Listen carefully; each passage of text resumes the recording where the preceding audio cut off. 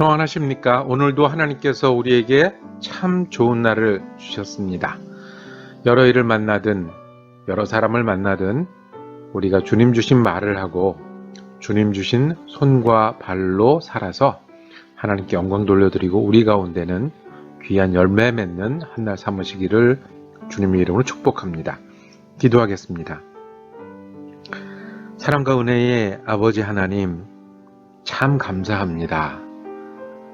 높으신 하나님이, 온 우주의 주인 되신 하나님이 오늘 우리에게도 한날을 주시고 또 우리 가운데 하나님의 소망과 하나님의 비전을 새롭게 하시는 애 감사를 드립니다. 우리가 그 은혜를 힘입어 오늘 하루도 살기를 원합니다. 오늘 우리가 사는 동안에 주님께 마음을 두고 살아가게 하여 주시옵소서. 그래서 어려운 일 만나면 주님 손 붙잡고 이겨나가게 하여 주옵소서. 좋은 일 만나면 겸손하고 감사할 수 있는 하루가 되게 하여 주시옵소서. 그래서 하나님께서 주신 귀한 시간 동안에 하나님과 동행하여 하나님의 주신 기쁨과 은혜 가운데 거하는 한 날 되게 하여 주시옵소서. 감사드리며 우리 주 예수 그리스도 이름으로 기도드립니다. 아멘. 오늘 우리가 함께 읽으실 성경 한 장은 마태복음 4장입니다. 그 중에 12절에서 17절까지 말씀을 받들어 읽겠습니다. 예수께서 요한이 잡혔음을 들으시고 갈릴리로 물러가셨다가 나사렛을 떠나 스불론과 납달리 지경 해변에 있는 가버나움에 가서 사시니 이는 선지자 이사야를 통하여 하신 말씀을 이루려 하심이라. 일러스되 스불론 땅과 납달리 땅과 요단강 저편 해변길과 이방의 갈릴리여, 흑암에 앉은 백성이 큰 빛을 보았고 사망의 땅과 그늘에 앉은 자들에게 빛이 비치었도다 하였느니라. 이때부터 예수께서 비로소 전파하여 이르시되 회개하라, 천국이 왔느니라 하시더라. 아멘. 오늘 마태복음 4장 말씀을 우리가 묵상하실 때에 나사렛과 가버나움이란 제목으로 은혜 나누기를 원합니다. 마태복음 4장에는 예수님이 시험받는 아주 유명한 이야기도 있고요. 베드로를 비롯해서 첫 제자들이 예수님을 따라 나서는 감동적인 장면도 있습니다. 이런 귀하고 잘 아는 내용들은 우리가 또 주일 예배나 다른 경우에 또 나누기로 하고, 오늘은 그 틈 사이에 있는 몇 절을 집중해서 우리 예수님에 관해서 보기를 원합니다.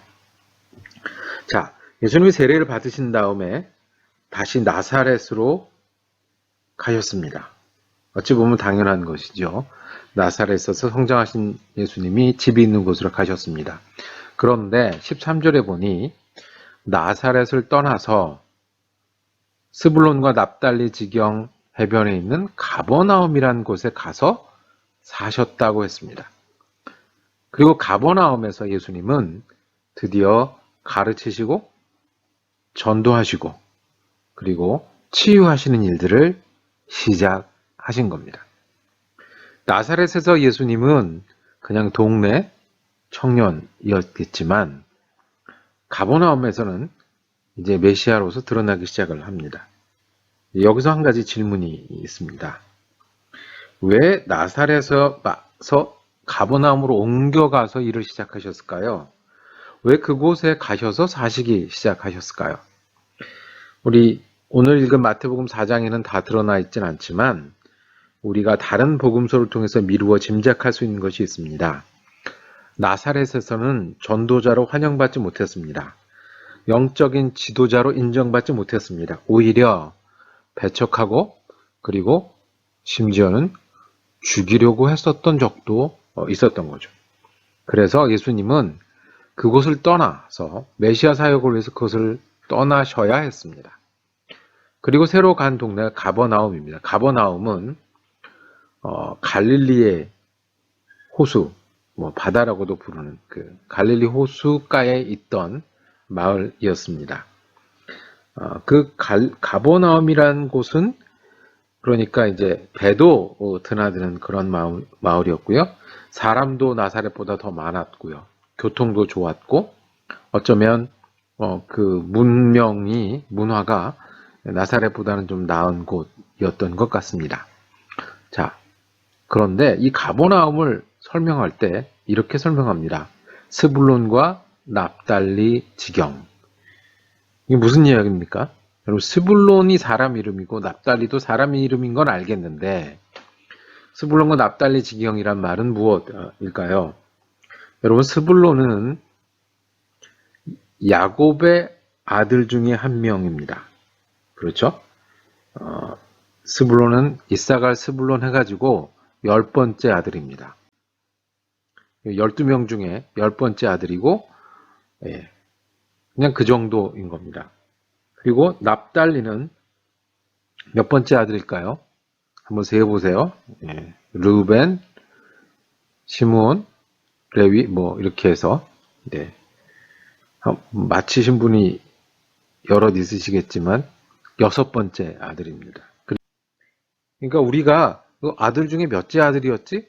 그런 아들이 있긴 있었던 것 같은데 그런 이름인 거예요. 그런 이름인 거고 그 지경해변이라고 하는 것은 12지파가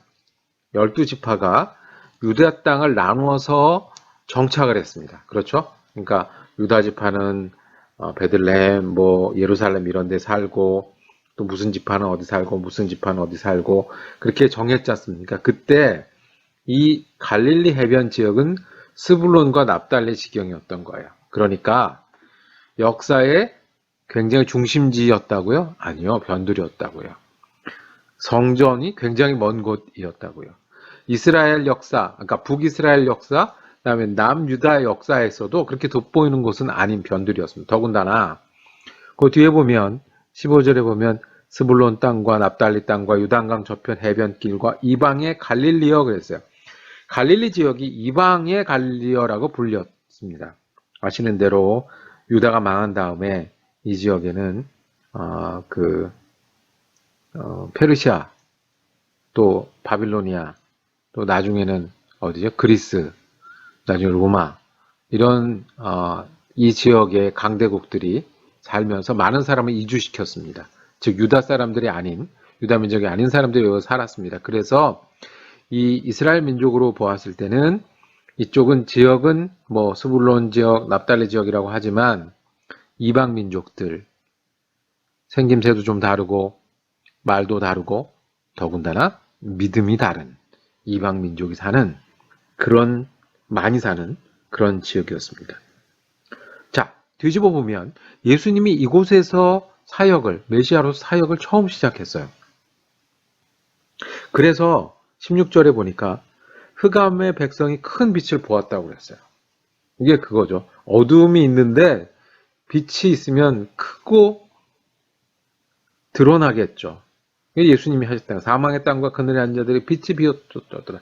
그러니까 이쪽 갈릴리 지역은 스불론 땅, 납달리 땅 역사적으로도 중요하지 않고 이방 사람 선교 있고 이방 사람들도 많이 있고 그러니까 메시아랑은 별로 상관없을 것 같은 그런 지역이었다는 걸 계속해서 강조하는 겁니다. 정스러운 역사는 예루살렘의 역사고 왕의 역사는 사마리아와 그 예루살렘의 역사고 하나님의 큰 사건이 일어났던 곳이 아닌 거예요. 어떻게 보면 베들레헴이나 나사렛처럼 작은 지역만도 못한 것이죠. 그런데 거기에 빛이 있었습니다. 예수님이라는 빛이 있었습니다. 17절에 이때부터 예수께서 비로소 전파하여 이르시되 회개하라 천국이 가까워왔느니라 하시더라. 그러니까 예수님이 이때부터 가르치시고 이때부터 역사를 행하셨어요. 그 4장 23절에 보면 예수께서 온 갈릴리에 두루 다니사 역시 갈릴리죠. 그러니까 가버나움에 베이스를 두고 시작을 하셔서 갈릴리 지역에서 이동하시고 이곳저곳을 다니면서 뭘 하셨냐면 그들의 회당에서 가르치시며 천국 복음을 전파하시며 백성 중에 모든 병과 모든 약한 것을 고치시니 그러셨어요. 이때부터 예수님 가르치시고 전도하시고 치유하시는 사역, 메시아로서의 사역을 시작하셨다는 말씀이에요. 자, 천국 복음은 오늘 읽은 것처럼 회개하라 천국이 가까워 왔느니라. 임박했다는 게 아니에요. 예수님이 오시면 천국이 시작이 되는 거죠. 자, 나사렛에서 30년 동안 예수님은 가르치시는 일, 그리고 전도하는 일, 치유하시는 일 아니었습니다. 예루살렘에서 할 법한 일도 하지 않으셨어요. 그리고 어디서 하셨어요? 가버나움이라는 스불론 땅, 납달리 땅이라고 부르는 그 지역에서, 이방 사람들이 있는 그 지역에서, 그리고 예수님도 생소한 그 지역에서 예수님은 천국 복음을 전하기 시작하셨습니다.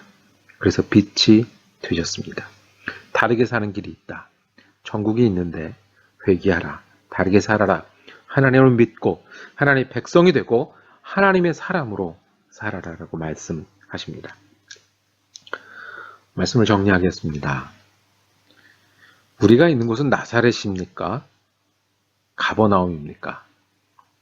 당연히 계신 곳, 당연히 중요하다고 여기는 곳이 아닐 수도 있습니다.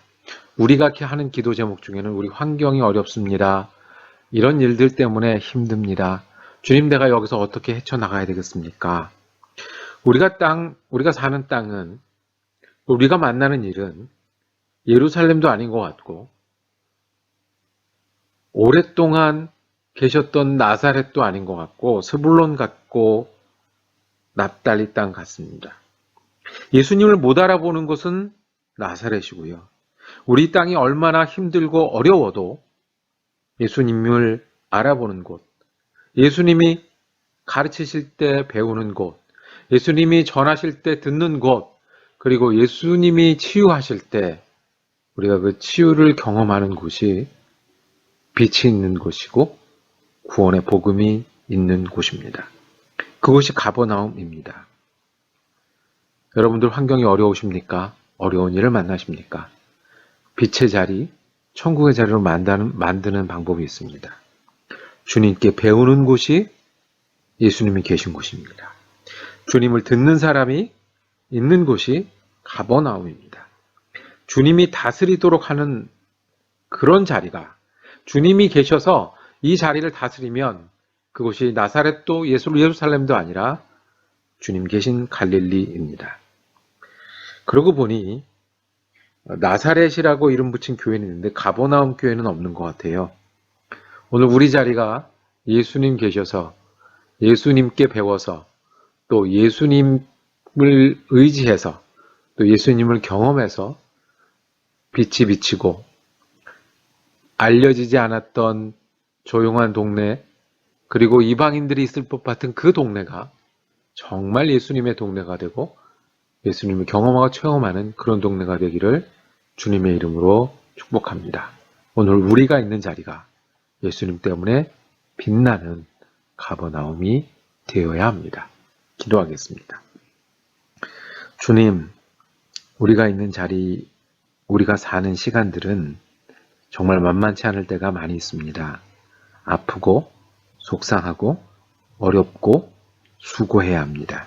그런데 우리가 주님께 배워서 주님을 따라서 그리고 주님이 우리 곁에 계셔서 빛이 비치는 천국이 다스려지는 그런 자리가 되게 하여 주옵소서. 주님을 배척했던 그 오랜 동안 살았던 나사렛보다 다른 사람들이 인정하지 않고 어려워 보이는 자리라도 예수님 계셔서 가버나움이 되는 그런 자리가 되게 하여 주옵소서. 우리 주님 예수 그리스도 이름으로 기도드립니다. 아멘. 오늘 말씀 묵상 함께 할 수 있어서 참 감사했습니다. 오늘은 마태복음 4장이 끝났고요. 내일 마태복음 5장 말씀으로 다시 찾아뵙겠습니다. 은혜로운 하루 되시기를 바랍니다.